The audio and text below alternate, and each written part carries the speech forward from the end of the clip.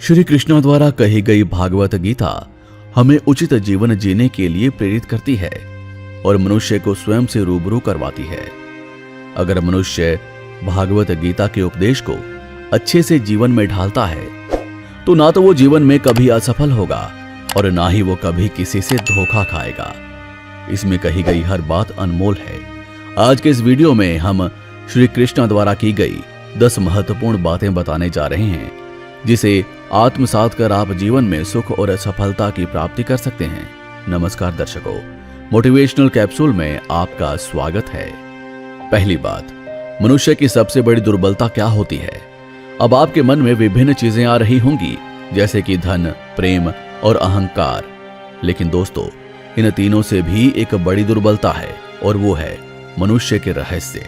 आपके रहस्य आपके लिए अज्ञात शत्रु की तरह काम कर सकते हैं, इसलिए अपने रहस्य किसी को नहीं बताने चाहिए, ना मित्र को ना शत्रु को, क्योंकि मित्र कब शत्रु बन जाए ये पता नहीं चलता।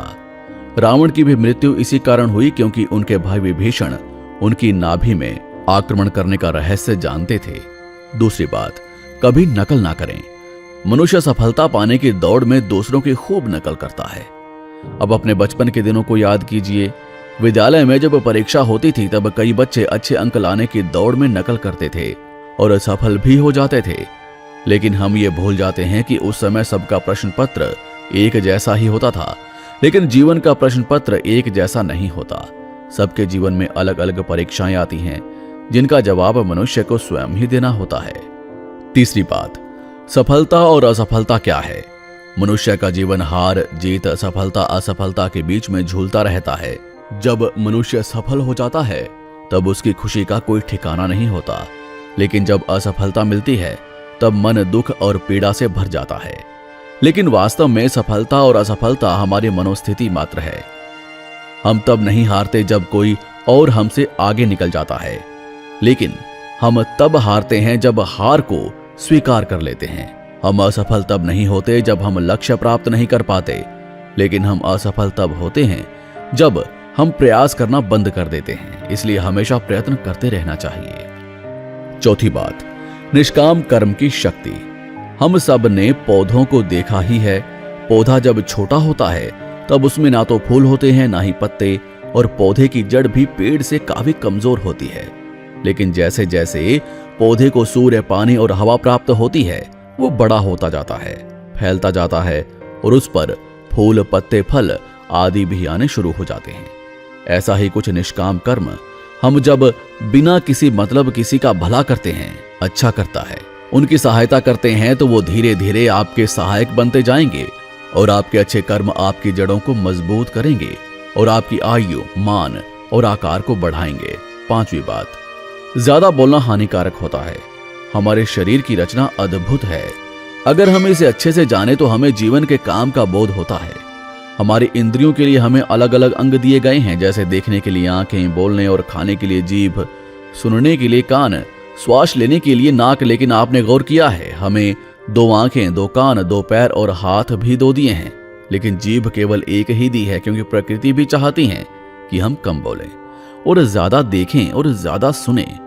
याद रखिए, निरर्थक बोलना नाश को आमंत्रण देता है। छठी बात, अपनों की पहचान कैसे करें? क्या अपने वही होते हैं जिसके साथ हमारा खून का संबंध होता है, या अपने मित्र?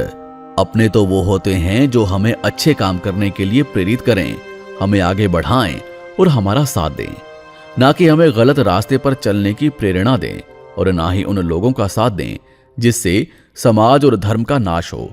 ऐसे लोग सगे होकर भी अपने नहीं होते। इसलिए अपनों को पहचानने के लिए ये परिभाषा अवश्य स्मरण रखें।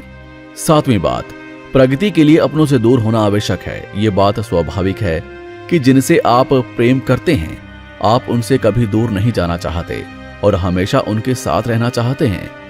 परंतु एक समय के बाद अपनों से दूर होना प्रगति के लिए आवश्यक है। अगर माता पिता हर एक कदम पर संतानों का मार्गदर्शन करते रहेंगे तो संतान स्वयं मार्ग का चुनाव करना कभी नहीं सीख पाएगी। हर पथ पर आने वाली मुश्किलों से लड़ना कैसे सीख पाएंगे? इसलिए एक समय के पश्चात अपनों से बनाई गई दूरी लाभदायक होती है। आठवीं बात, सकारात्मक सोच की शक्ति। मनुष्यों के जीवन में अक्सर कई मुश्किलें आती हैं, लेकिन हमने देखा होगा कि एक ही जैसी परिस्थिति पर किसी की नकारात्मक प्रतिक्रिया होती है तो किसी की सकारात्मक प्रतिक्रिया होती है। हमारी सोच का हमारे जीवन पर बहुत बड़ा प्रभाव है। हमारी सोच ही हमारे जीवन को आकार देती है, इसलिए हमेशा सकारात्मक सोचना चाहिए। 9वीं बात, वो काम करें जो आपको प्रिय हो। हम सब जीवन में कोई ना कोई कार्य करते ही हैं और कई बार कार्य करते करते हम थक भी जाते हैं और सोचते हैं कि काश दिन में 24 की जगह 26 घंटे होते तो आराम करने के लिए थोड़ा और समय मिल जाता।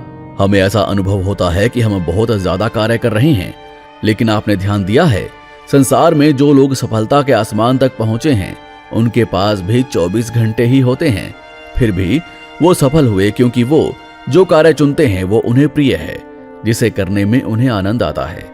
उन्हें लगता ही नहीं कि वो काम कर रहे हैं। 10वीं बात, समय बहुत मूल्यवान है।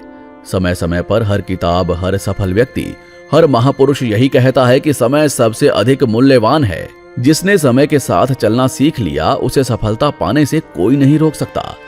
जो बीत गया सो बीत गया और भविष्य से हम अज्ञात हैं, इसलिए जो है वो आज है।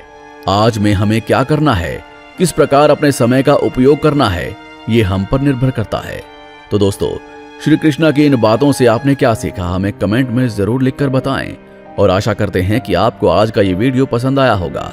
अगर पसंद आया हो तो ज्यादा से ज्यादा लाइक करें और शेयर करें ताकि आपके जानने वालों को भी जीवन से जुड़ी ये बातें पता लग सकें। साथ ही ऐसी ही और वीडियोस के लिए हमारे पेज को जरूर फॉलो करें। धन्यवाद।